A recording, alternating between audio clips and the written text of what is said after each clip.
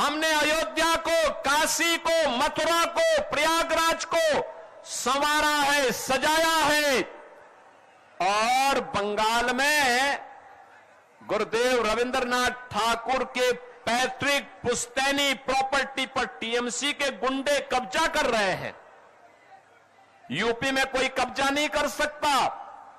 UP में कब्जा करेगा तो उसे मालूम है उस गुंडे और माफिया को कि उसकी 7 पुश्त की पूरी प्रॉपर्टी को सरकार ले लेगी और फिर उसको गरीबों का आवास बना देगी। और इसीलिए बहन और भाइयों, मैं आप सबसे कहने के लिए आया हूं, आज आपके पास अवसर है। अभी कल पहले चरण के चुनाव होने हैं और जो मैंने बंगाल के अंदर बहार देखी है, वर्तमान में जो उत्साह देखा है, परिवर्तन के प्रति जो एक लोगों के मन में एक हृदय की उद्गार देखने को मिला है, मैं कह सकता हूं पहले चरण के होने वाले चुनाव में 80% सीटें भारतीय जनता पार्टी जीतने जा रही है। और मैं कह सकता हूं जब 4 मई को परिणाम आएंगे तो बंगाल के अंदर भगवा ध्वज लहराया जाएगा। बंगाल का अंधकार समाप्त होगा। बंगाल फिर से सोनार बांग्ला बन करके अपनी इस पहचान को आगे बढ़ाएगा।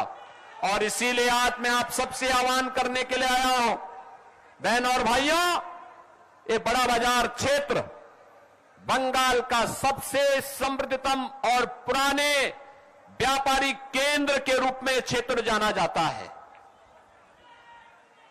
यहां की अपनी पहचान है। इसने केवल व्यापार ही नहीं किया है, साहित्य के लिए, कला के लिए, सांस्कृतिक परंपरा के लिए और पौराणिक कालीबाड़ी मंदिर के लिए भी यह क्षेत्र जाना जाता है।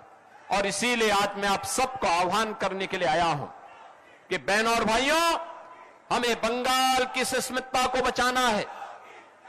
बंगाल के अंदर जो वर्तमान में यहां पे कठमुल्लापन को बढ़ावा देने का कार्य हो रहा है, इसको रोकना होगा, हर हाल में रोकना होगा।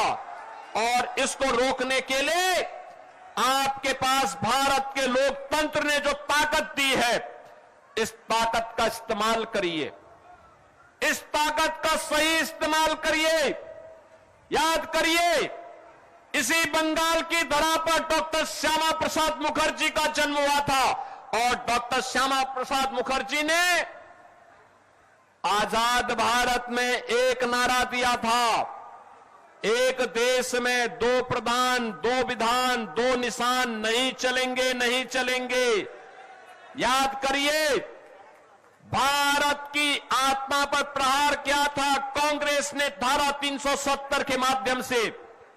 और डॉक्टर श्यामा प्रसाद मुखर्जी जो भारतीय जनसंघ के संस्थापक अध्यक्ष थे, उनके सपने को साकार किया है प्रधानमंत्री मोदी जी ने। प्रधानमंत्री मोदी जी ने साकार किया है। कश्मीर में धारा 370 समाप्त हुई है और आज कश्मीर भारत के अभिन्न हिस्सा बन करके भारत का संविधान, बाबा साहब भीमराव अंबेडकर के द्वारा बनाया गया संविधान कश्मीर में भी बराबर लागू हो रहा है।